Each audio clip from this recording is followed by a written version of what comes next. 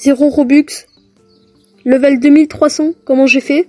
Aujourd'hui, je vous donne mes astuces de pro pour les farmers et pour ceux qui veulent réussir dans Blox.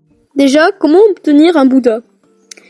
Des fruits mythiques, ceux qui veulent savoir, ceux qui arrivent en C2, on va vouloir avoir des très bons fruits, sauf que vous arrivez pas et vous perdrez votre argent dans le gacha.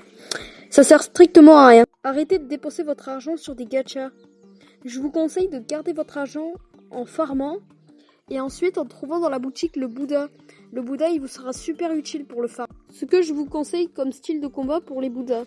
Déjà, n'achetez pas de style de combat au pif. Je vous conseille le Sharkman Karaté. C'est le meilleur combo avec le Bouddha pour monter level max. Il est super utile. Il vous permet de repousser les ennemis proches ou d'attaquer à distance. Sinon, je vous conseille le super humain. Pourquoi? C'est le style qui prouve que tu as charbonné le jeu. Avoir le Gonuman sans Robux, c'est le respect ultime de Blox. Petite astuce, il faut monter le style de base Dark Step, électrique, Water Kung Fu, Dragon Breath. 300 à 400, c'est long mais c'est gratuit. Autre style de combat que je vous propose, l'un des plus puissants, électrique. Style de combat que tu dois viser si t'es un C3. Pourquoi? Dégâts énormes et très fluides pour se déplacer. Le défi Free to Play, je vous conseille de mettre votre point 7 au manoir tortue, d'activer la quête et de te téléporter, faites, et c'est efficace. En dernier, je vous conseille d'utiliser le Dragon Talent. Il est compliqué mais cela montre du respect. C'est monstrueux, la portée énorme, le clic fait des dégâts énormes et du dégât de zone énorme. Pour ça, il faut avoir la Fire Essence et aller au monastère.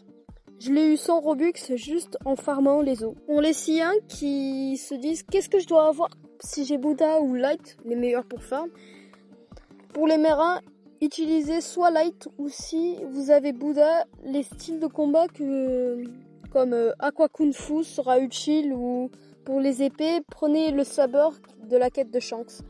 Les C2, vous aurez deux options d'épée.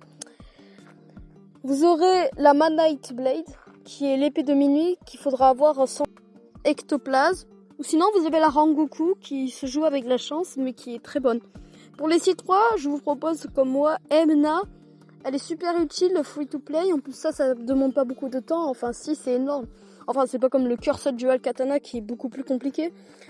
Sinon, je vous propose les lames jumeaux, qui se drop super facilement avec Captain Elephant. Pour ceux qui n'ont pas Bouddha V2, c'est pas grave, soit vous attendez d'être plus fort, ou soit dites à une personne de l'aide.